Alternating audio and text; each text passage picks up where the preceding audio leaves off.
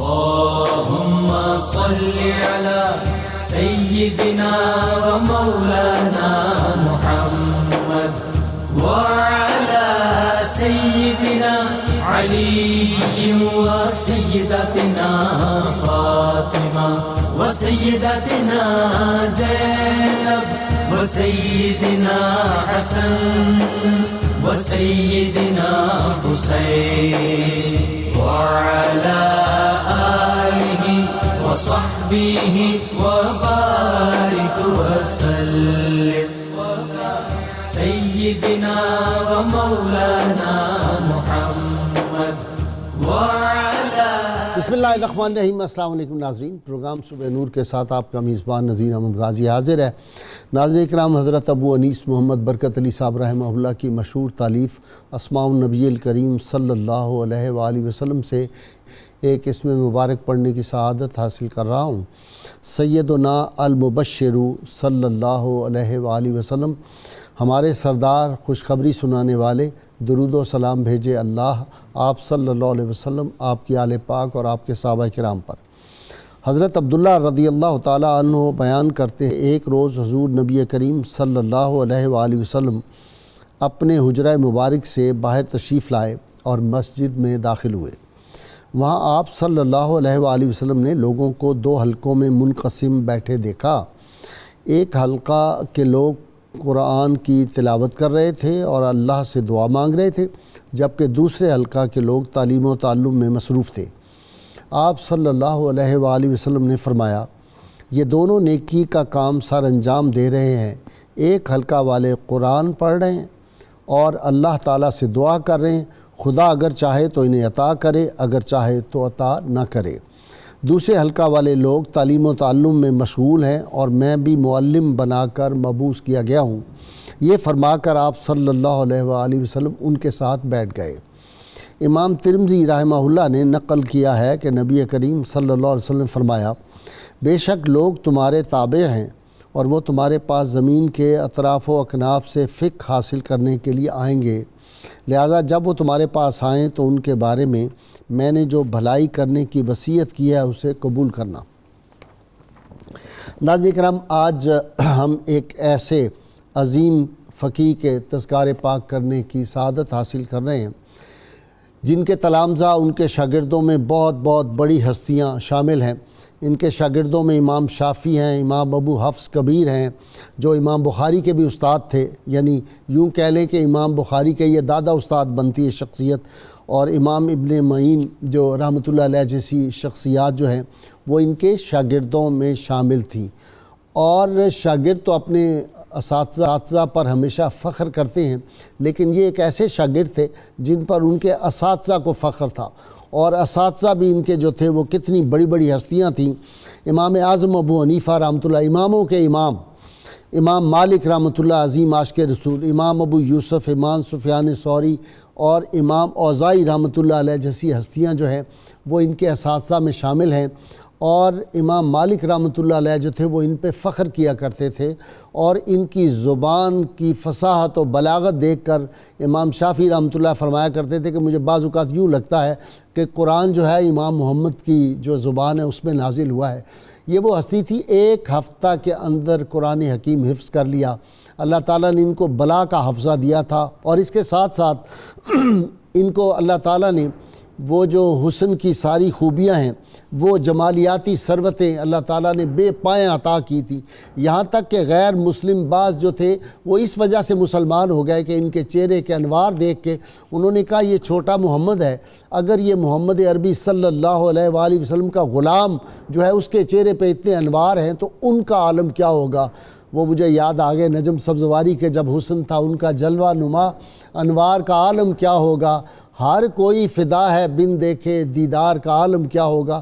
رحمت کونین صلی اللہ علیہ وسلم کے چہرہ انور اور آپ کا وہ تو ایک حسن عالم تاب تھے آپ صلی اللہ علیہ وسلم، اور جس کی نسبت عشقی آپ صلی اللہ علیہ وسلم جس کا تعلق بنتا ہے، اور جو لوگ درود پاک پڑھتے ہیں آپ آج بھی دیکھ لیں تجربہ کر کے کہ جو آدمی درود پاک کثرت سے پڑھتا ہے اس کے چہرے پہ اللہ تعالیٰ انوار نازل فرما دیتے ہیں، اس کا چہرہ بھی نوری بن جاتا ہے۔ بے شمار اس کی مثالیں دی جا سکتی ہیں۔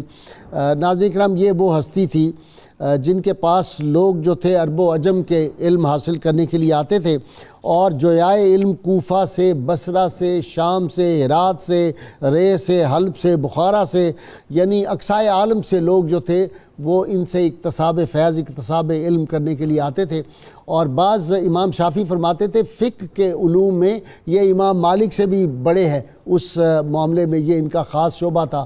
پھر ان کو موقع ملا، چیف جسٹس ان کو بنا دیا گیا، تو یہ بنتے نہیں تھے، بے شمار دفعہ انہوں نے انکار کیا، لیکن آخر ان کے استاذ نے ان کو مجبور کیا، امام ابو یوسف نے، اور انہوں نے وہ عہدہ قبول کیا۔ لیکن پھر اس عہدے کے ساتھ جو انصاف کیا، اس کے تقاضے، اس کے انصاف کے تقاضے جب پورے کیے تو خلیفہ وقت کو پسند نہیں آئے، پھر قید و بند کی صعوبتیں بھی اپنے استاذ محترم حضرت امام اعظم ابو حنیفہ کی طرح قید و بند کی صعوبتیں بھی انہوں نے برداشت کی۔ آج ہم امام محمد بن حسن شیبانی رحمۃ اللہ علیہ کی فقہی خدمات جو ہیں، آپ کی علمی عظمتیں، رفتیں، آپ کا حسن و جمال، اور آپ کی کتاب جو ہے موطا امام محمد، جو بڑی مشہور حدیث کی کتاب ہے، اس سب پہ بات کرنے کے لیے میرے ساتھ آج گفتگو ہیں 3 اسکالر۔ علامہ محمد احمد برکاتی، کئی کتابوں کے مصنف، آپ ان سے واقف ہیں۔ ان کے ساتھ علامہ محمد ظہیر بٹ، شیخ الحدیث ہیں، میرے مہمان بنتے رہتے ہیں۔ اور ملتان سے مجھے خطیب اعظم علامہ محمد فاروق خان سعیدی نے جوائن کیا ہے۔ آج ہم نے سعیدی صاحب سے ایک بزرگ، جب ہمارا سیکنڈ سیگمنٹ ہوگا، دوسرا حصہ، اس میں سلطان عبد الحکیم رحمۃ اللہ علیہ، یہ قادری سلسلہ قادریہ کے بہت عظیم شخصیت تھی، جن کے نام پہ عبد الحکیم ایک چھوٹا سا جو ٹاؤن یا شہر ہے خانیوال کا، اس کے بارے میں بھی آج ان سے ہم گفتگو کریں گے۔ میں ابتدا کر رہا ہوں علامہ محمد احمد برکاتی سے۔ جی برکاتی صاحب، امام محمد کیا حسین آدمی تھے۔ بسم اللہ الرحمن الرحیم۔ من یرد اللہ بہ خیرا یفقہہ فی الدین۔ نبی کریم رؤوف الرحیم صلی اللہ تعالی علیہ وآلہ وسلم نے ارشاد فرمایا کہ اللہ جس کے لیے بھلائی کا ارادہ فرماتا ہے اس کو دین کی سمجھ بوجھ عطا فرما دیتا ہے۔ حضور صلی اللہ تعالی علیہ وآلہ وسلم، آپ کا دین حنیف، اس کے اندر آپ کے اپنے فرامین عالیہ اور اس کے ساتھ ساتھ قرآن مجید فرقان حمید کی آیات بینات، ان سے مسائل کا استخراج اور استنباط کرنا یہ ہر ایک کے لیے ممکن نہیں ہے، اگرچہ وہ اہل زبان ہی کیوں نہ ہوں۔ اس میں ہم یہ دیکھتے ہیں کہ حضرت سیدنا مولا علی المرتضیٰ شیر خدا کرم اللہ تعالی وجہہ الکریم، آپ مسجد کوفہ میں تشریف لائے تو دیکھا کہ ایک نوجوان جو ہے ممبر پہ کھڑا ہو کے بیان کر رہا ہے، تو آپ نے اس کو پہلے یہ بات پوچھی، اس کا بیان روک کر، کہ کیا تمہیں قرآن پاک کے ناسخ و منسوخ کا علم ہے؟ اس نے کہا نہیں، تو فرمایا چلو نیچے اترو، تمہیں بیان کرنے کا حق نہیں ہے۔ یہ ایک اسلام کا معیار ہے۔ صرف یہ کافی نہیں ہے کہ یہ عربی میں ہے اور ہم عربی زبان والے ہیں لہٰذا تمام حقوق ہمیں حاصل ہو گئے۔ ایسی ہی جو شخصیات ہیں جنہوں نے نہ صرف اپنے دور میں بلکہ آنے والی صدیوں کے لیے اپنے اثرات چھوڑے اور لوگوں کو دین کی تفہیم آسان کر کے دی، یقیناً وہ لوگ قابل ستائش اور قابل احترام اور رہتی دنیا تک وہ محسن اعظم کی حیثیت رکھتے ہیں۔ انہی جو انتہائی اولو العزم شخصیات ہیں ان میں سے ایک ہستی حضرت سیدنا امام محمد بن حسن بن عبداللہ شیبانی رضی اللہ تعالیٰ عنہ ہے۔ آپ وہ عظیم المرتبت ہستی ہیں کہ جس دور کے اندر تبع تابعین کی کثرت تھی، تابعین بھی اگرچہ موجود تھے لیکن تبع تابعین کی بہت زیادہ کثرت تھی، آپ کو بھی تبع تابعی ہونے کا شرف حاصل ہے۔ آپ کی ولادت باسعادت 132 ہجری کے اندر ہوئی، تو اس وقت آپ کو واس شہر کے اندر ولادت ہوئی آپ کی، وہاں سے آپ کے والدین شفٹ ہو کر کوفہ کے اندر آ گئے، اور کوفہ اس دور میں علم کا بہت بڑا مرکز بن چکا تھا، اور اس کی ابتدا حضرت سیدنا عبداللہ بن مسعود رضی اللہ عنہ رکھ چکے تھے، اور پوری دنیا میں فقہ کی جو سب سے زیادہ اور آسان جو تفہیم ہے اس کو فراہم کرنے کے لیے یہاں پر اولو العزم ائمہ اکرام موجود تھے، جن میں امام اعظم ابو حنیفہ رضی اللہ عنہ، امام ابو یوسف اور دیگر ائمہ قابل ذکر ہیں۔ تو یہاں پر امام محمد جو ہیں ان کا آپ غازی صاحب یہ لیول چیک کریں کہ جب وہ امام اعظم کی خدمت میں حاضر ہو رہے ہیں تو اس وقت بھی اتنا بڑا سوال لے کر حاضر ہوئے ہیں جو عام طور پر اس وقت بھی پڑھے لکھے لوگوں کی سمجھ میں آنے والا نہیں ہے۔ آپ نے یہ سوال امام اعظم ابو حنیفہ رضی اللہ عنہ سے عرض کیا، آپ عرض کرنے لگے کہ حضور اگر ایک بچہ وہ سویا نابالغ تھا، جب اٹھا تو وہ بلوغت کی عمر کو پہنچ چکا تھا، تو رات جب سویا تھا اس نے نماز عشاء پڑھی تھی، اب جب بلوغت ہوئی ہے تو کیا وہ نماز عشاء دہرائے گا یا پہلی کافی رہے گی؟ تو امام صاحب نے فرمایا کہ پہلی نو بلوغت کی عمر میں تھی، فرضیت اس کی اصل اب بلوغت کے بعد شروع ہوئی ہے، اور اس نے وہ عشاء کی نماز کا وقت پا لیا ہے، لہٰذا اب اس کو وہ نماز پڑھنا پڑے گی۔ یہ بات جیسے ہی امام اعظم ابو حنیفہ رضی اللہ عنہ فرمائی، امام محمد وہاں سے اٹھے اور ایک کونے میں جا کر نماز عشاء قضاءً ادا کرنے لگے۔ تو اب یہ سوال اتنا بڑا کرنا اور اس عمر کے حصے کے اندر اتنی دین کی سمجھ بوجھ ہونا، تو پھر اتنے بڑے ہیرے کو مزید تراش کر، مزید اس کو خوبصورتی دے کر، مرصع کر کے پیش کرنا، یہ بھی امام اعظم ابو حنیفہ رضی اللہ عنہ جیسی ہی شخصیات کے ہی شایان شان تھا۔ امام اعظم ابو حنیفہ رضی اللہ عنہ اسی بات پہ پھر امام صاحب نے فرمایا کہ یہ رجل رشید ہوگا، آنے والے وقت میں یہ دنیا کے لیے ہدایت کا سامان فراہم کرے۔ تو امام محمد بن حسن شیبانی رحمۃ اللہ علیہ چونکہ انتہائی خوبصورت تھے، تو اس کے بعد پھر ان کا میلان بنا کہ آپ کی خدمت میں آئے، عرض کی کہ مجھے آپ کچھ پڑھا دیں۔ تو امام صاحب چونکہ یہ سمجھتے تھے کہ دنیا کی جو رعنائی ہے اس کے اندر کوئی بھی آدمی کہیں بھی بہک سکتا ہے اور اس کو بہکایا جا سکتا ہے، تو اس لیے آپ نے لوگوں کو ان سے بچانے کے لیے کہ کوئی کسی آزمائش کا شکار نہ ہو جائے، امام محمد سے کہا کہ آپ جائیں پہلے قرآن مجید حفظ کریں اور اس کے بعد آ جائیں، مطلب یہ کہ 2-3 سال لگ جائیں گے، اس کے بعد یہ آ جائیں گے۔ تو ایک ہفتے کے بعد دوبارہ امام محمد آپ کے پاس آ گئے، عرض کرنے لگے حضور مجھے سبق دیں۔ آپ نے کچھ ناراضگی میں فرمایا کہ میں نے تجھے پہلے کہا تھا قرآن مجید حفظ کر کے آؤ، تو پھر تم جلدی آ گئے۔ تو عرض کرنے لگے حضور 7 دنوں کے اندر حفظ تو کر کے آ گیا۔ یہ آپ کی ذہانت ہے۔ اور اس کے بعد جب آپ نے پھر 4 سال کا تلمذ امام اعظم ابو حنیفہ کے سامنے طے کیا، اور یہ اسی تلمذ کی ہی برکت تھی کہ جس نے اتنی ابتدائی عمر میں ہی امام اعظم ابو حنیفہ رضی اللہ عنہ کے وصال کے بعد امام محمد کو کوفہ سے مدینہ منورہ تک سفر پر مجبور کیا۔ اچھا جی بٹ صاحب، 20 برس کی عمر میں وہ جو مسند ہے فتاویٰ کی اس پہ جا کے بیٹھ گئے، کمال ہے ویسے۔ بسم اللہ الرحمن الرحیم۔ بہت شکریہ جناب غازی صاحب۔ آج کی ہماری ممدوح شخصیت بلا شبہ اسلام کی انتہائی ممتاز عالم، مفسر، محدث، بلند پایہ مجتہد اور زرخیز دماغ رکھنے والی ایک ایسی شخصیت ہیں کہ جن پر پوری دنیا قیامت تک ناز کرتی رہے گی۔ امام محمد رحمہ اللہ کے تذکرہ سے قبل میں ایک حدیث پاک آقا کریم صلی اللہ علیہ وآلہ وسلم کا فرمان مبارک آپ کے سامنے رکھنا چاہتا ہوں۔ آپ کا ارشاد مبارک ہے، فقیہ واحد اشد علی الشیطان من 1000 عابد۔ میری امت کا ایک فقیہ شیطان پر 1000 عابدوں سے زیادہ بھاری ہوگا۔ بلا شبہ امام محمد رحمہ اللہ انہی شخصیات میں سے ہیں کہ شیطان جن کے سائے سے بھی بھاگتا ہے۔ آپ اندازہ لگائیے کہ پوری دنیا میں رائج 4 بڑے مکاتب فکر، ان کا امام محمد کے ساتھ اور امام محمد کا ان کے ساتھ بڑا گہرا رشتہ ہے۔ 4 فقہ اسکول آف تھاٹ جو ہیں ان کا امام محمد کے ساتھ 4 اماموں نے ان کی تعریف کی ہے۔ 4 اماموں نے صرف تعریف ہی نہیں کی بلکہ استاد اور شاگرد کے تعلق سے اگر دیکھا جائے تو 2 بڑے امام جیسا کہ ابھی ذکر کیا گیا، امام اعظم ابو حنیفہ رضی اللہ عنہ اور امام مالک رضی اللہ عنہ، دونوں آپ کے اساتذہ میں شمار ہوتے ہیں، اور دوسرے 2 بڑے امام شافعی اور امام احمد بن حنبل رحمہم اللہ، وہ دونوں آپ کے شاگردوں میں شمار ہوتے ہیں۔ امام شافعی آپ کے بلا واسطہ شاگرد ہیں اور امام احمد امام شافعی کے شاگرد ہونے کے ناطے سے گویا آپ کے پوتے شاگرد ہیں۔ تو اس لحاظ سے 4 مکاتب فکر کا امام محمد کے ساتھ بڑا گہرا تعلق ہے۔ لیکن آپ کی شخصیت کا جو نمایاں وصف ہے وہ فقہ حنفی کا فروغ ہے۔ اور قبل اس کے کہ میں اس پر کچھ باتیں عرض کروں، میں ایک فقہ کے حوالے سے بنیادی بات عرض کرنا چاہتا ہوں۔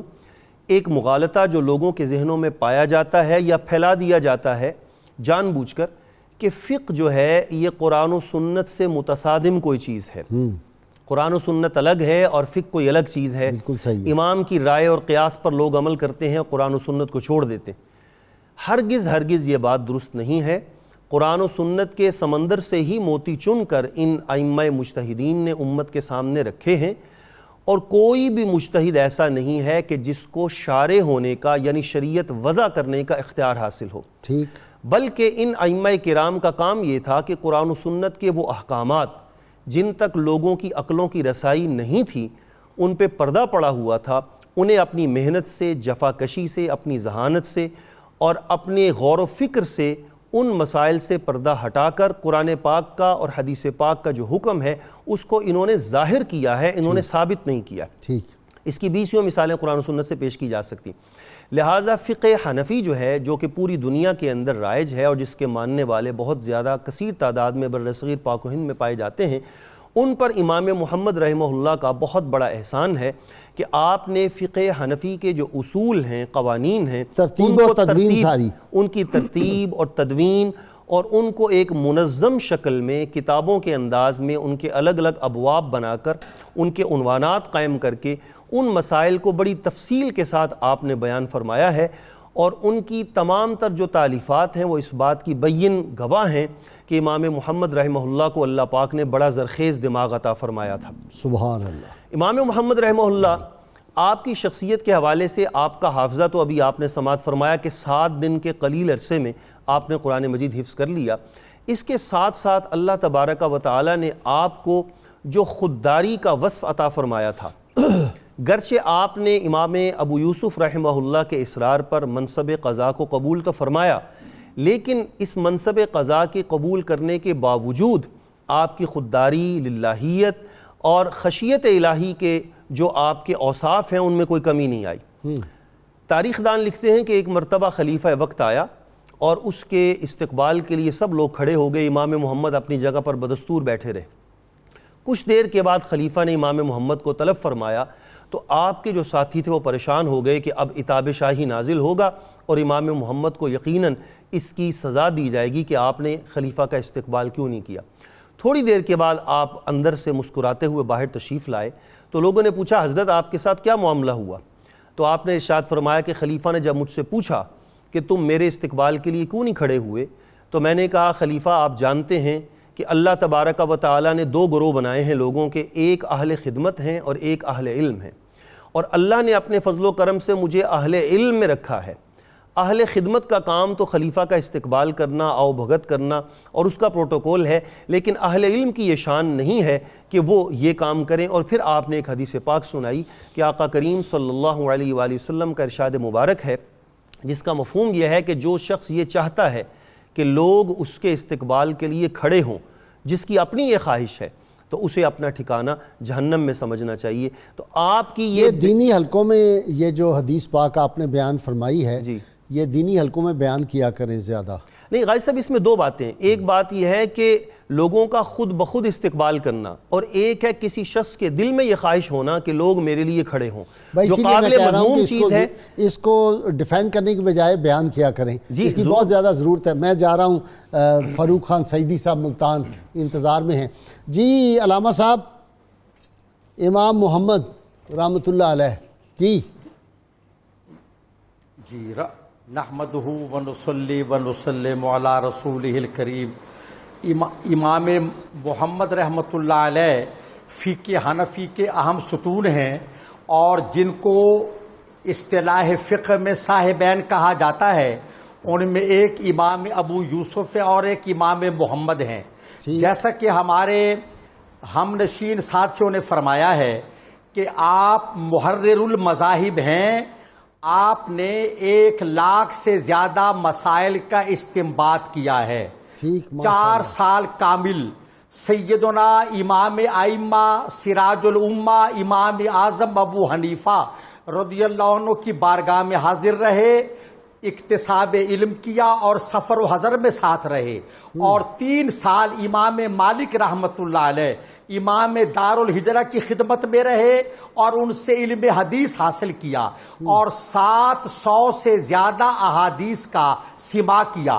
امام محمد بیک وقت مجتہد ہیں، فقیہ ہیں اور محدث ہیں، اور امام شافعی رحمۃ اللہ علیہ جیسے امام کہ امام بخاری اور امام مسلم رحمۃ اللہ علیہما جیسے امام بھی ان کے مقلد کہلاتے ہیں، وہ امام محمد رحمۃ اللہ علیہ کے شاگرد ہیں۔ ان کی والدہ سے امام محمد رحمت نے نکاح فرمایا۔ آپ اپنے شعبے کو بھول گئے، وہ تو بلا کے خطیب بھی تھے، ادیب بھی تھے، خطیب بھی تھے، تو خطابت کی آپ نے بات ہی نہیں کی۔ جی اس میں میں عرض کر رہا ہوں کہ حضرت ان کی خطابت اور بلاغت تو یہ تھی کہ امام شافعی فرماتے ہیں کہ قرآن امام محمد کی لغت میں نازل ہوا ہے. سبحان اللہ. آپ نے علم حدیث پر موطا امام محمد لکھی، کتاب الآثار لکھی، کتاب الحج لکھی، اور علم فقہ پر آپ نے مبسوط لکھی، اور آپ نے الجامع الصغیر، الجامع الکبیر تصنیف کی ہے. اور یہ امت مسلمہ پر امام محمد کا بہت بڑا احسان ہے کہ آپ نے فقہ حنفی کی ترتیب و تدوین میں امام اعظم کے بعد اور امام ابو یوسف کے بعد بہت بڑی خدمات اور کارنامہ انجام دیا ہے. اور یہی وجہ ہے کہ آج بھی امام محمد اور امام ابو یوسف کے فیصلے فقہ حنفی میں اساس اور ماخذ کی حیثیت رکھتے ہیں. آپ یہ ذرا اندازہ فرمائیے کہ آپ رات کے 3 حصے فرماتے تھے. ایک حصہ عبادت کے لیے، ایک حصہ مسائل دینیا کے لیے، اور ایک حصہ صرف آرام کے لیے. ایک شب آپ امام شافعی رحمۃ اللہ علیہ کے مہمان ہوئے تو امام شافعی نے اپنے بچوں سے کہہ رکھا تھا کہ میرے امام تشریف لا رہے ہیں، میرے استاذ، میرے معلم، میرے آموزگار تشریف لا رہے ہیں، ان کا خیال کرنا. تو ہوا یہ کہ امام محمد نے اس رات نہ نوافل پڑھے، نہ کوئی اور عبادت کی. پانی کا لوٹا جو بھرا ہوا تھا وضو کے لیے وہ ویسا رہا. تمام رات آپ جاگتے رہے، اور صبح آپ نے وضو تازہ کیے بغیر نماز فجر ادا فرمائی. امام شافعی نے بڑے ادب سے کہا حضور میں نے آپ کا معمول جو دیکھا تو میری توقعات کے برعکس تھا. فرمایا تم عبادت کرتے رہے اپنے لیے اور میں امت مصطفیٰ کے لیے کی خدمت کرتا رہا، اور میں نے سینکڑوں مسائل کا استنباط کیا ہے آج کی شب میں، اور میرا وضو خطا نہیں ہوا. بہت شکریہ جی. برکاتی صاحب، علمی کام آپ کا اتنا وقیع ہے. اس زمانے میں نہ کمپیوٹر تھا، نہ کوئی وہ اسٹینوگرافر تھا. اس زمانے میں اتنے لوگوں کو پڑھانا کہ امام شافعی کہتے ہیں کہ جب وہ درس دیتے تھے تو سڑکیں بلاک ہو جاتی تھی. ایک طرف یہ عالم ہے، پھر وہ جو ذرا کمزور تھے علم میں ان کو الگ ٹائم دینا، پھر یہ تصنیف و تعلیم، یہ کیسے ممکن؟ یہ اصل میں ان کی تربیت پہلے یہ ہو چکی تھی. ٹھیک. امام اعظم ابو حنیفہ رضی اللہ تعالیٰ عنہ ان کی تربیت فرما چکے تھے، اور امام ابو یوسف رحمۃ اللہ علیہ آپ نے تو خصوصیت سے تربیت بھی کی اور ان کو علم بھی دیا کہ اس انداز میں کہ امام محمد رحمۃ اللہ علیہ ادھر امام ابو یوسف سبق پڑھایا کرتے تھے، اور اسی ٹائم پہ ایک اور مکتب کے اندر علم حدیث کا درس ہوا کرتا تھا. امام محمد ادھر سبق سننے جاتے اور جب وہاں سبق پڑھ کے واپس آتے تو اس وقت امام ابو یوسف رحمۃ اللہ علیہ نصف سے زائد اسباق پڑھا چکے ہوتے. جب یہ ادھر آتے تو امام ابو یوسف ان کی تربیت بھی کر رہے ہیں اور علم بھی دے رہے ہیں. آپ وہی جو لیکچر ہو چکا ہوتا اس کو ریپیٹ کرتے صرف امام محمد کے لیے. امام ابو یوسف کی شخصیت کتنی بڑی اور اس کو ریپیٹ کر رہے ہیں. اور یہی چیز آپ کے مستقبل میں کام آئی کہ جتنے لوگ بھی آتے تھے پھر آپ ان کے لیے یہ خیال کیا کرتے تھے اور ان کی رعایت کرتے تھے. جو جس چیز کا مستحق ہوتا تھا، وقت کی تاخیر اور تقدیم کا مسئلہ نہیں ہوتا تھا، آپ اس کو بہم پہنچاتے تھے. موطا امام محمد کی ابھی بات ہو رہی تھی، تو موطا امام محمد کے اندر اگر ہم یہ بات دیکھیں تو جگہ جگہ پہ ہم یہ دیکھتے ہیں کہ امام مالک رحمۃ اللہ علیہ نے جو احادیث پیش کی ہیں ان کو آپ بیان کرتے ہیں، اور اگر وہ فقہ حنفی کی تائید میں ہے تو آپ اس پر کہہ دیتے ہیں وَبِهِ نَأْخُذُ، اسی سے ہم بھی یہ مسئلہ اخذ کرتے ہیں. اور اگر نہیں ہوتی تو آپ اس کے بعد اس سے زیادہ بہتر سند کے ساتھ ایک اور روایت پیش کرتے ہیں جو امام اعظم ابو حنیفہ رضی اللہ عنہ کے مسلک کی تائید میں ہوتی ہے.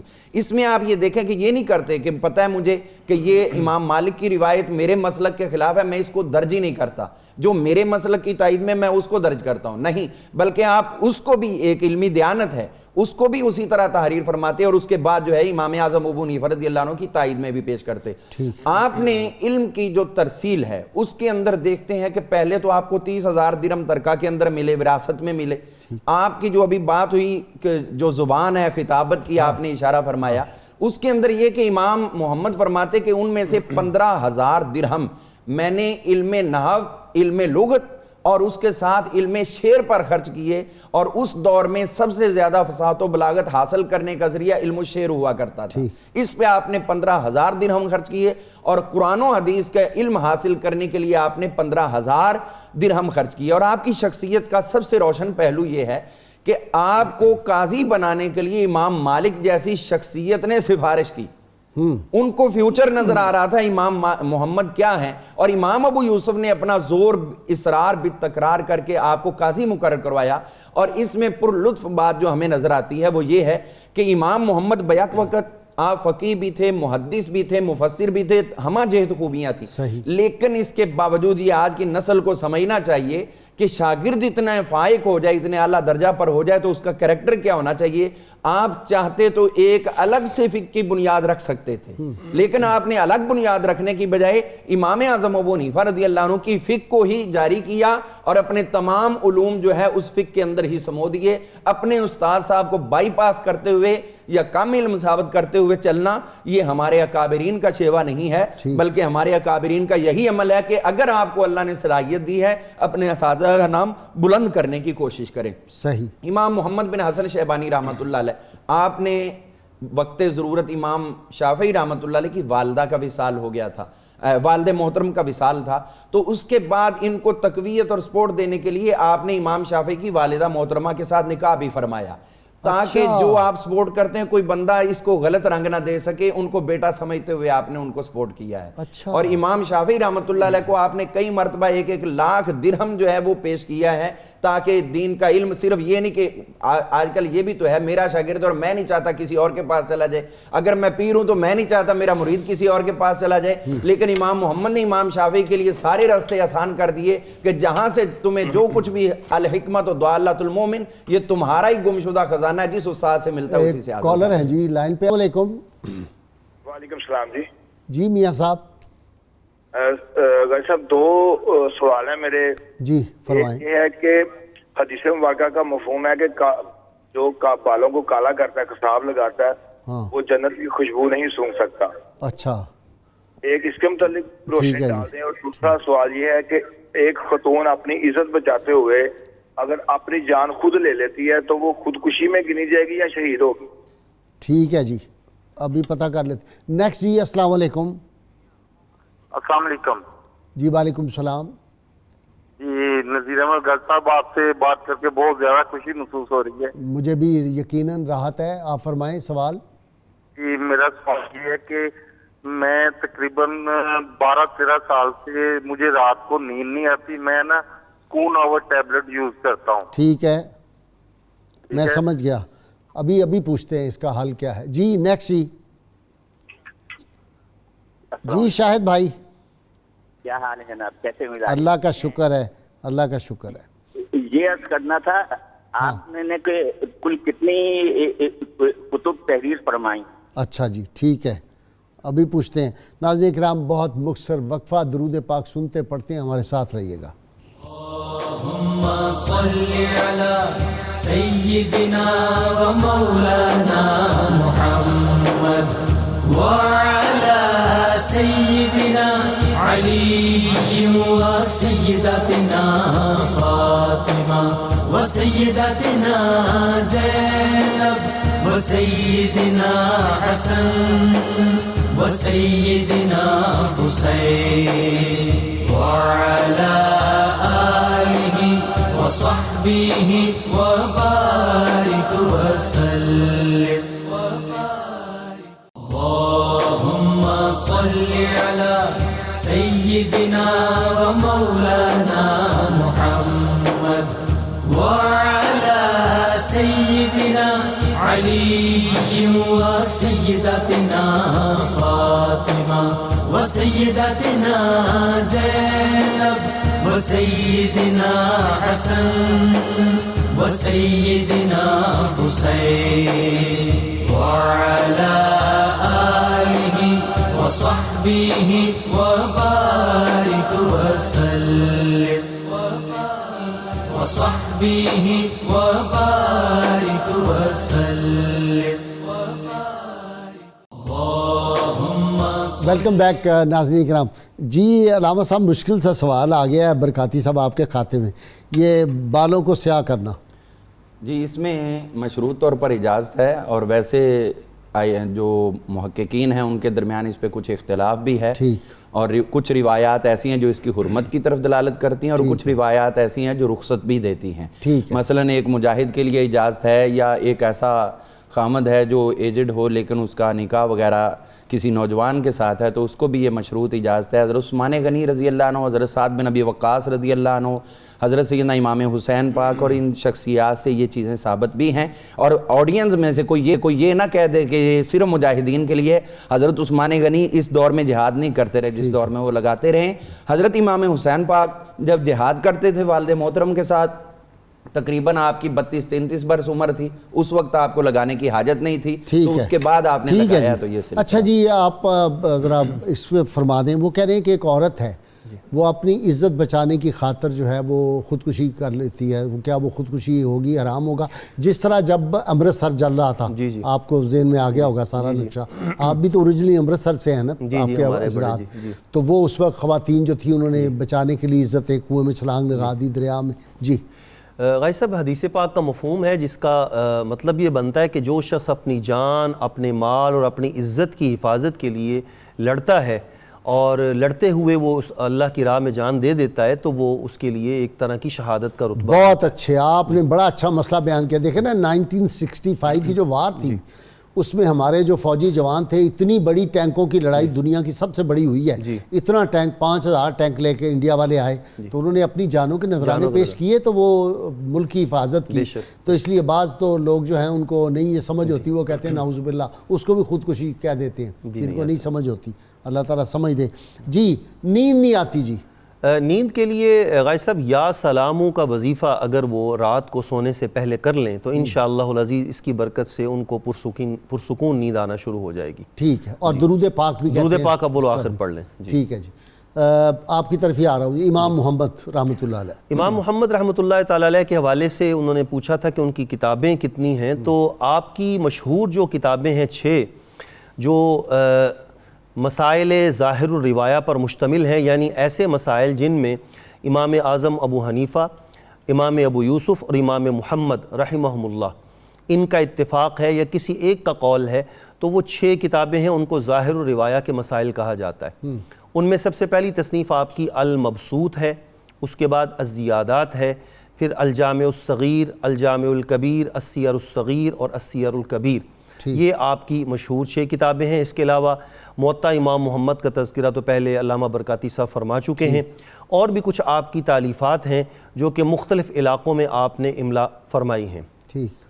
امام محمد رحمۃ اللہ تعالی علیہ کی شخصیت جیسا کہ ابھی بیان کیا گیا ہمہ جہت شخصیت ہے. اللہ پاک نے آپ کو تلاوت قرآن پاک, اپنی خشیت اور اپنے ذکر و فکر سے معمور سینہ عطا فرمایا, اور حافظہ بھی کمال کا عطا فرمایا, جیسا کہ 7 دن کے قلیل عرصے میں مکمل قرآن مجید کو حفظ کر لینا یہ آقا علیہ السلام کا خصوصی نگاہ کرم ہے آپ کی, وگرنہ یہ عقل کی روشنی میں. اور اچھا جی آج کل بھی ہے, دیکھیں نا امام احمد رضا رحمۃ اللہ نے 1 ماہ میں قرآن حفظ کیا. میں اس آدمی سے ملا ہوں جو شیخ الحدیث تھے, پیر صاحب پگارا صاحب کا جو مدرسہ ہے وہاں میں گیا تھا, جامعہ راشدیہ, وہاں کے جو شیخ الحدیث تھے انہوں نے کہا کہ وہ ہمارا جو تھا حافظ وہ بیمار ہو گیا تو وہ آیا نہیں, رمضان سے شروع ہو گیا, تو میں نے پہلے رمضان پہلا پارہ پڑھ دیا, دوسرا 30 دن میں انہوں نے حفظ کیا, 30 دن میں پڑھا, میں نے ان کی زیارت کی, غالباً ان کا وصال ہو گیا بعد میں.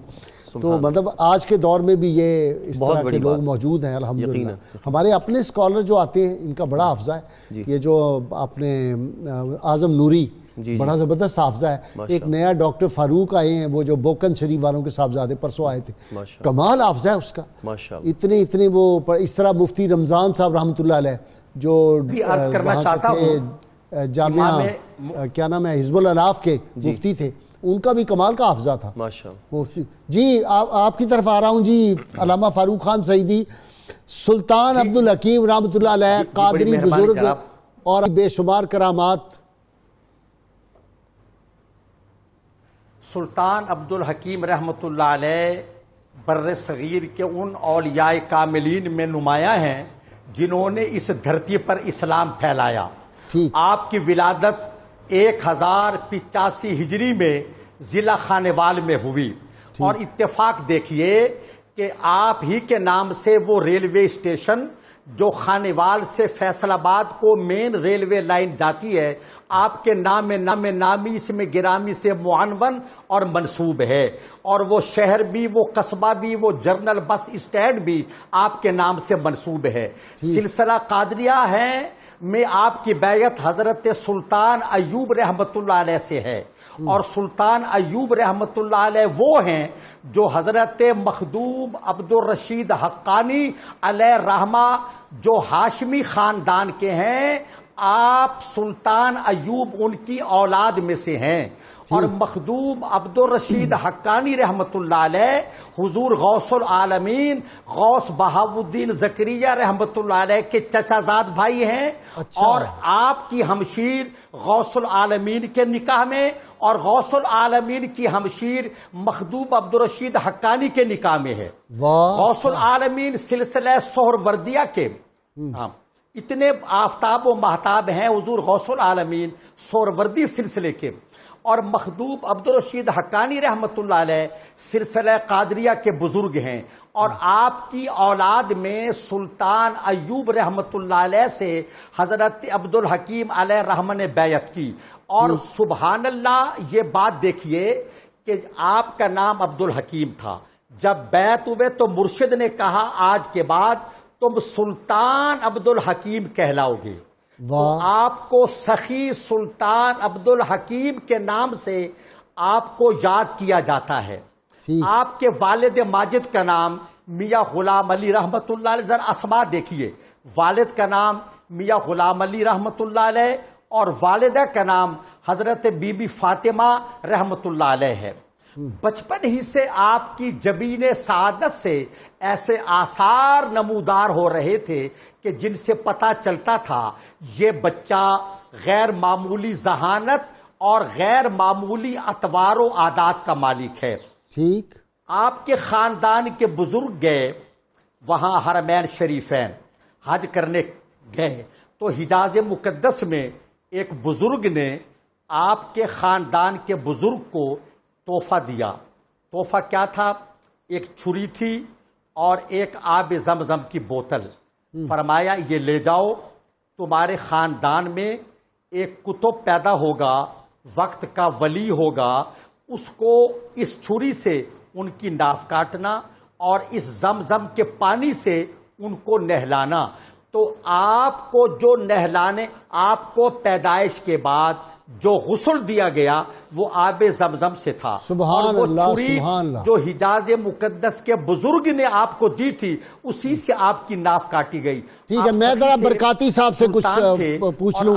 جی برکاتی صاحب، ان کی جامت بہت زیادہ مشہور ہے، وہ تو وہی ہے رنگ سازی والی جو ہے کہ مختلف رنگ کے کپڑے جو تھے۔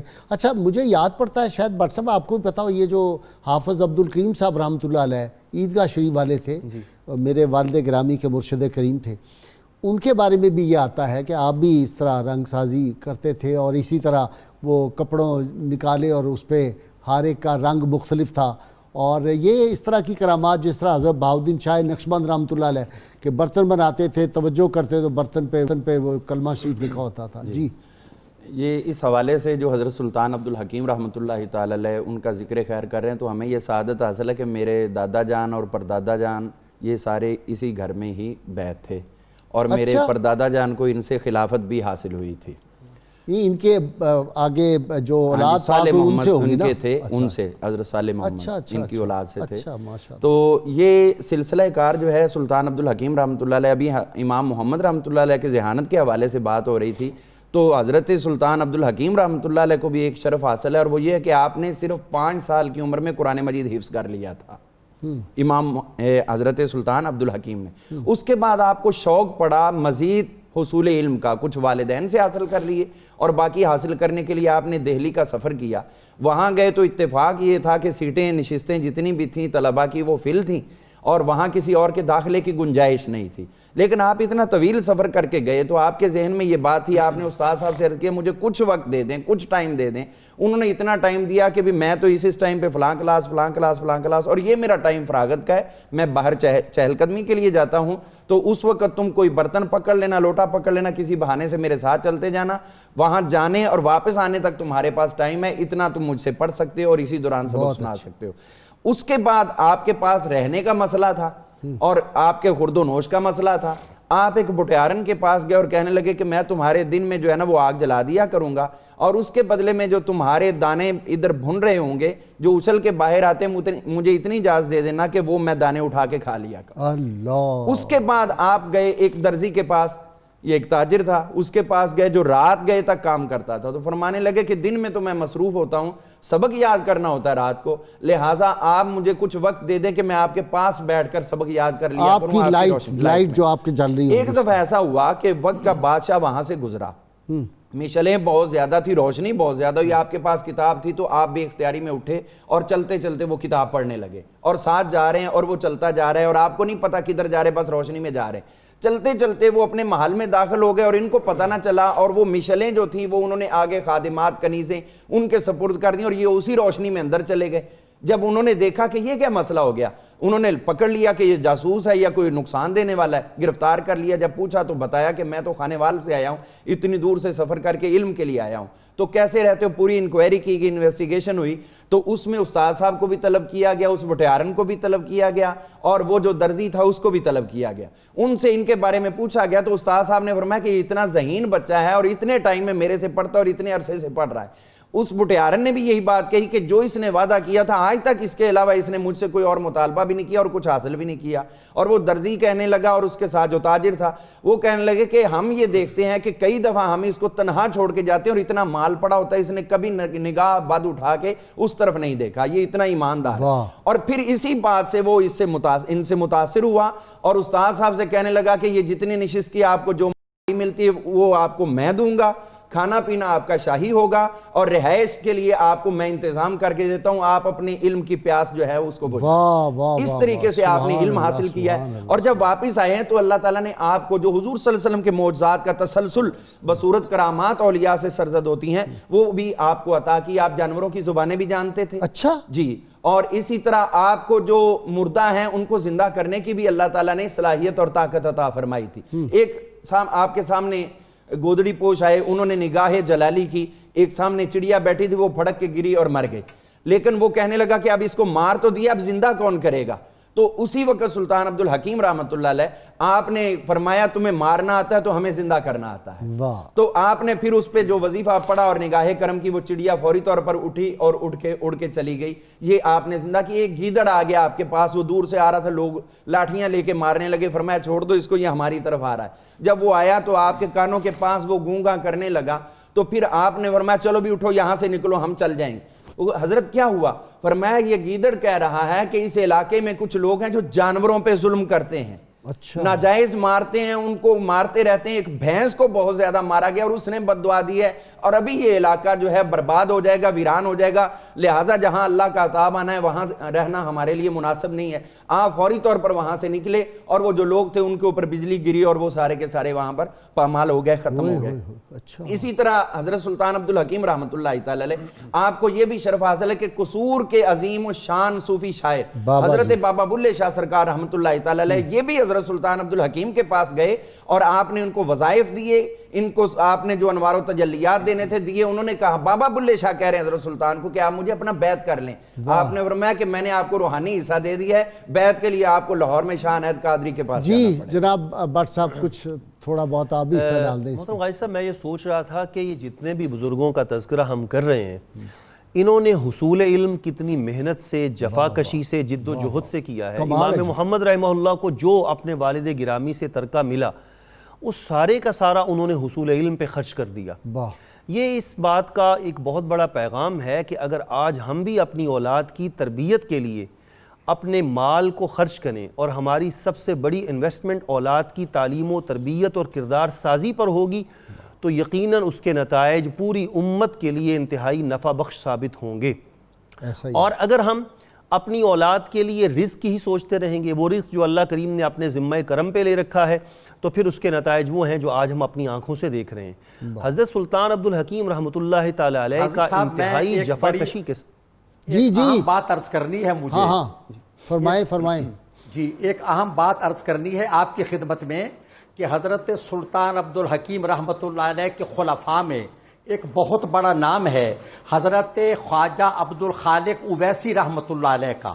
خواجہ عبدالخالق اویسی علیہ الرحمہ مرشد ہیں صاحب السیر حضرت خواجہ محکم الدین سیرانی رحمۃ اللہ علیہ کے، جن کا مزار شریف خانقاہ شریف، ہاں جی، خانقاہ شریف میں جو حضرت کا مزار ہے خواجہ محکم الدین سیرانی صاحب السیر، ان کے چچزاد بھائی اور ان کے مرشد خواجہ عبدالخالق رحمۃ اللہ علیہ بھی آپ سے فیض یاب ہیں۔ خواجہ عبدالخالق کا مزار کہاں ہے؟ حضور سلطان خواجہ عبدالخالق کا مزار رحمۃ اللہ علیہ کا اڈا بخشن خاں چشتیہ شریف کے قریب ہے۔ حضرت سلطان رحمۃ اللہ علیہ نے اپنے صاحبزادے میاں عبدالخالق رحمۃ اللہ علیہ کو ایک وصیت فرمائی تھی۔ اچھا اتفاق دیکھیں کہ میاں عبدالخالق رحمۃ اللہ علیہ حضور سلطان ذرا کلیئر کر دیں، اور سیدی صاحب ذرا کلیئر کریں، ایک عبدالخالق جو ہیں وہ ان کے خلیفہ تھے، ایک عبدالخالق ان کے بیٹے تھے، کس کی بات کر رہے ہیں اور دونوں کے مزار کہاں ہیں؟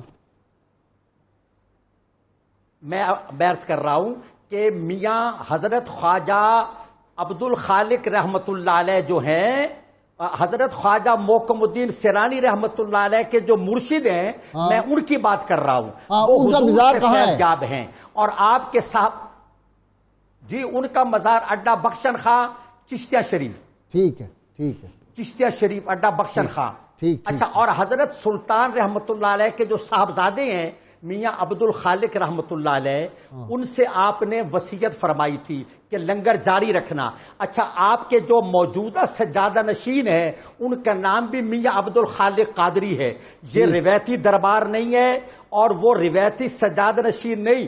آپ بھی اکثر ان لوگوں کی حالت زار پر افسوس کرتے ہیں، اور اقبال نے بھی کہا تھا کہ میراث میں آئی ہے انہیں مسند ارشاد، زاغوں کے تصرف میں عقابوں کے نشے من۔ لیکن یہ درگاہ ایسی نہیں، وہاں آج بھی علم، معرفت، روحانیت تقسیم ہوتی ہے، بہت بڑی درسگاہ ہے، وہاں رات دن لنگر چلتا ہے، اور سلطان عبدالحکیم رحمۃ اللہ علیہ کے جو سجادہ نشین ہیں میاں عبدالخالق دامت برکاتہم العالیہ، وہ خود صوفی عالم ہیں، اور ان کی اولاد میں علماء کرام وہاں بہت بڑی درسگاہ چلا رہے ہیں، اور مقام مسرت ہے کہ وہ خانقاہیں جو صدیوں پہلے قائم ہوئی تھی ان کا تسلسل دربار سلطان پر علی حال ہی قائم ہے، اور وہ روایتی سجادہ نشینوں میں سے نہیں ہے۔ چلے وہ تو پھر میں جاؤں گا، حضرت صاحب دیکھیں گے جب جائیں گے تو انشاءاللہ دیکھیں گے۔ جی آپ کی تو پھر حضرت عبدالحکیم رحمۃ اللہ علیہ۔ جی، حضرت عبدالحکیم رحمۃ اللہ علیہ کی کرامات جو ہیں وہ کثیر ہیں۔ ان میں ایک یہ ہے کہ ایک آپ کے ساتھ عقیدت مند تھے جو ملتان سے حاضری دیا کرتے تھے آپ کی خدمت میں، تو جب آپ کی خدمت میں آتے ایک دفعہ وہ آئے تو سواری سے گر پڑے، بہت زیادہ چوٹ لگی، ایجڈ بھی تھے، تو بہت تکلیف میں ہوئے۔ جب آپ کے پاس آئے تو آپ مسکرائے، آپ نے ان کے جسم پر دست مبارک پھیرا اور اسی وقت ان کی ساری تکلیف دور ہو گئی، اور پھر وعدہ کیا، فرمایا کہ اب اس کے بعد یہ وعدہ ہے کہ ہر جمعے والے دن میں آپ کو حضرت غوث العالم بہاؤالدین زکریا ملتانی رحمۃ اللہ علیہ کے ہاں ملا کروں گا، یہاں آنے کی حاجت نہیں ہے۔ پھر اس کے بعد آپ ان کے ساتھ وہیں پر ہی ملاقات فرماتے ہر جمعے کو، اور ادھر بھی جو ہے وہ لوگ ملاقات کرتے اور ادھر بھی ان کے ساتھ ملاقات ہوتی۔ اسی طرح ایک عورت آپ کے پاس حاضر ہوئی، کمر جھکی ہوئی، انتہائی پریشان مضمحل اس کی کیفیت، تو آپ نے فرمایا کہ بھی آپ کو کیا ہوا ہے؟ ان کی کیفیت دیکھی، کہنے لگی کیا ہوا؟ اتنا میرا خوبصورت بیٹا تھا، پیارا بیٹا تھا، اکلوتا بیٹا، اور اتنا عرصہ ہو گیا وہ غائب ہو گیا، اور وہ رو رہی ہے، کہتی تب سے مجھے سکون نہیں ہے، قرار نہیں ہے، خامند میرا موجود نہیں ہے، وہی میرا سہارا تھا، اور میں کیا کروں؟ حضرت سلطان عبدالحکیم رحمۃ اللہ علیہ، آپ جو عزیز علیہ ما عنتم حریص علیکم بالمؤمنین رؤوف الرحیم کا سرکار کی امت پہ تسلسل ہے، اس وجہ سے آپ پہ بھی رکت طاری ہوئی۔ آپ نے فرمایا آنکھیں بند کرو، جب اس نے آنکھیں بند کی کچھ دیر تو پھر فرمایا کھولو، تو جیسے ہی کھولا تو اس کا بیٹا سامنے موجود تھا۔ تو میرے پچھلے ایک ہفتے سے شدید درد ہے ٹانگ میں، وہاں ان کے سجادہ نشین صاحب کو کہیں ذرا دعا یہ ان کے سجادہ نشینان جو ہے نا جی، وہ جس طرح سیدی صاحب فرما رہے تھے وہ اسی طرح ہی ہیں، جتنے بھی وہاں پر آپ کی اولاد میں سے لوگ موجود ہیں اور سارے بے لوث ہیں۔ یہ لنگر جو ہے حضرت سلطان عبدالحکیم رحمۃ اللہ علیہ، آپ نے اپنے وصال پر جو وصیتیں فرمائی تھیں ان میں یہ کہا تھا اپنے بیٹے کو کہ بیٹا کبھی بھی لنگر نہیں رکنا چاہیے، واہ، یہ ہر حال میں جاری رہنا چاہیے۔ قریب سے سڑک گزر رہی تھی، وہاں بندے بٹھائے جاتے تھے جو گزرتے تھے، ان کو پکڑ پکڑ کے لا کے لنگر کھلایا جاتا تھا۔ یہ آپ کا فیضان تھا اور اس کی یہ برکتیں ہیں کہ آپ مخلوق خدا کی خدمت کرو تو اللہ تعالیٰ جو ہے وہ آپ کو مخدوم بنا دے گا۔ حضرت سلطان عبدالحکیم رحمۃ اللہ تعالیٰ علیہ، آپ کے بارے میں ایک اور بات میں خصوصیت سے عرض کرنا چاہوں گا کہ آپ جو ہیں اپنی ظاہری حیات طیبہ کے اندر عقیدے پر بہت مضبوط اور منضبط تھے۔ آپ نے عقیدے کی اصلاح بھی فرمائی اور دوسروں کو بھی، اور یہ آپ کی وصایا میں موجود ہے۔ آپ نے اپنے بیٹے کو فرمایا کہ بیٹا زندگی میں مخلوق خدا کے لیے نافع رہنا، اور اس کے ساتھ ساتھ کوئی بھی مشکل پڑے، کوئی بھی آپ پہ دقت آئے تو اس وقت فوری رجوع اللہ کرو۔ اچھا، اپنی ہر قسم کی مشکل میں رجوع اللہ کرو، اور اللہ کے برگزیدہ بندے جو ہیں، جی عقیدہ توحید، اللہ کے برگزیدہ بندے وہ اللہ کے حضور تمہارے لیے توسل ہوں گے تو تمہارے لیے کوئی مشکل نہیں رہے گی۔ ٹھیک، سیدی صاحب، ہمارے جو اولیاء کرام ہیں عقیدہ توحید کا پہلے وہ درس دیتے تھے، یہ تو اب رواج شروع ہو گیا کہ لوگ نعوذ باللہ اعتراض کرتے ہیں جی یہ تصوف کا سلسلہ ہے، یہاں پہ شرک ہوتا ہے۔ جی سیدی صاحب ہیں جی لائن پہ؟ جی سیدی صاحب، میں کہہ رہا ہوں کہ آج کل لوگ کہتے ہیں کہ تصوف جو ہے جی یہ تو ایک شرک کا طریقہ نکل آیا ہے، حالانکہ جو عقیدہ توحید ہے وہ تو اولیاء کرام نے سکھایا لوگوں کو۔ جی بے شک، اس میں کوئی شک نہیں، بت پرستوں کو توحید پرست بنایا ہے اور کافروں کو گلے لگایا ہے۔ ہم مسلمانوں کے گلے کاٹتے ہیں، انہوں نے غیر مسلموں کو گلے لگا کر دین حق کا علمبردار بنایا ہے۔ اور تصوف جو ہے وہ اسلام سے ہٹ کر نہیں ہے، شریعت اور طریقت دونوں ہمارے لیے یکساں ہیں، اور وہ ولی نہیں ہو سکتا جو عالم نہ ہو، اور وہ عالم نہیں ہو سکتا جو ولی کا فیض یافتہ نہ ہو۔ تو برِ صغیر میں کیا پوری دنیا میں اسلام انہی بزرگان دین نے پھیلایا ہے۔ سیدی صاحب آپ کا بھی شکریہ، بٹ صاحب آپ کا شکریہ، آپ کا برکاتی صاحب۔ ناظرین کرام، کتاب الشفا سے جی نسخے کا وقت ہو گیا۔ یہ کلمہ طیبہ کی برکت کے حوالے سے ہے۔ شیخ محی الدین ابن عربی شیخ اکبر رحمۃ اللہ علیہ فرماتے ہیں، میں نے حدیث رسول صلی اللہ علیہ وآلہ وسلم میں پڑھا ہے کہ جو 70,000 بار لا الہ الا اللہ محمد رسول اللہ پڑھے اس کی مغفرت کر دی جاتی ہے، اور اگر کسی کی بخشش کے لیے پڑھا جائے تو اس کی بھی مغفرت ہو جاتی ہے۔ امام محمد بن ادریس شافعی رحمۃ اللہ علیہ فرماتے ہیں، میں نے امام محمد رحمہ اللہ سے بڑھ کر کوئی عابد و زاہد نہیں دیکھا۔ وہ رات کے 3 حصے کرتے، ایک حصے میں درس و تدریس، دوسرے میں آرام فرماتے اور تیسرے حصہ میں عبادت کیا کرتے تھے۔ آج کے روزنامہ 92 میں امام محمد اللہ علیہ جو ہیں ان کی فقہی خدمات کے حوالے سے بہت زبردست مضمون ہے، اس کا ضرور مطالعہ کریں۔ ناظرین کرام، اللہ تعالیٰ سے دعا اللہ تعالیٰ ہمیں حضور رحمت کونین صلی اللہ علیہ وسلم کی غیر مشروط محبت لامحدود فضائل نصیب فرمائے۔ نعرے کے لیے تیار ہو جائیے۔ پاکستان کا مطلب کیا؟ لا الہ الا اللہ محمد الرسول اللہ صلی اللہ علیہ وآلہ وسلم۔ اللهم صل على سيدنا ومولانا محمد وعلى سيدنا علي وسيدتنا فاطمة وسيدتنا زينب وسيدنا حسن وسيدنا حسين وعلى آله وصحبه وبارك وسلم